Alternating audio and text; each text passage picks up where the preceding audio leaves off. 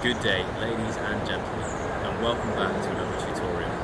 Today we're going to be taking a look at moving around in riverbank environments.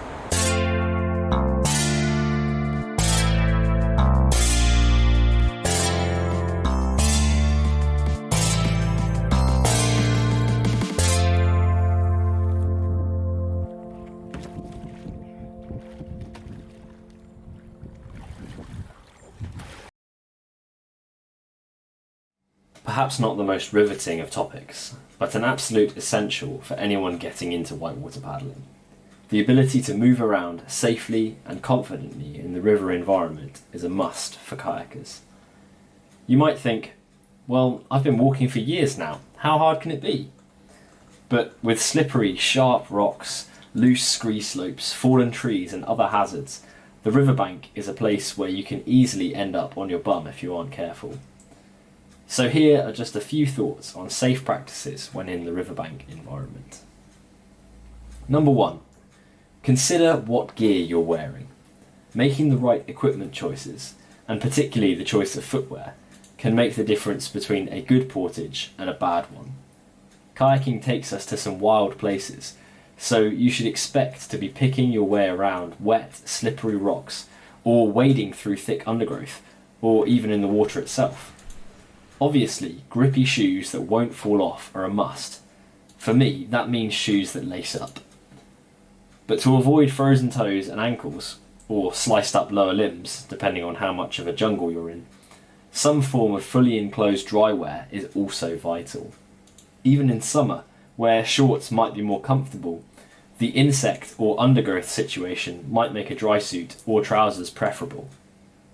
And it's always wise to be dressed for the swim, not just for paddling.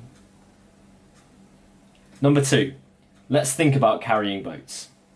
General muscle and joint care suggests that there's always a good low strain method of boat handling and a high strain way, whether you're shouldering your boat or putting it on the car. The bottom line is that you should always carry your boat in a way that is comfortable and sustainable that won't cause injury. For instance, shouldering your boat via this knee flick method, often employed by slalom paddlers, is only recommended with both practice and adequate warming up of the muscles.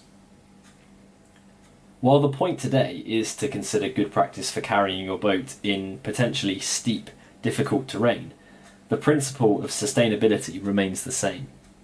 Only carry your boat in a way that is comfortable and safe for you. If this means dragging, then drag. One useful tip though, is to try to keep your boat downhill or downstream of you. If you slip and fall, at least your boat won't fall on top of you or risk knocking you into the water. Another point, especially in steeper environments where you're shouldering, is to adjust your pace and stride accordingly. Don't try to take vast steps and overstretch yourself, or put undue weight onto only one leg. Move cautiously and conserve energy. Future editor Matt here. While you're watching me ponderously pick my way up a riverbank, I thought I'd take a moment to thank you for watching.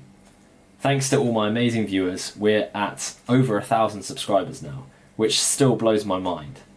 If you are a subscriber, make sure you've hit that notification bell and keep up the fantastic community of commenting.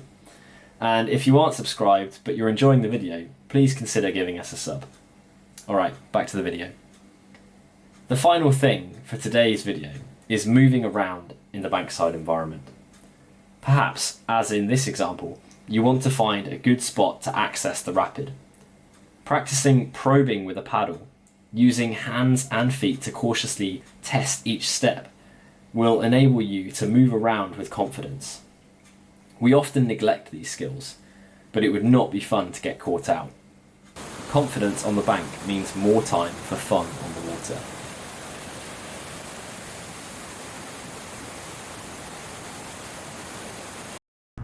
Thanks very much.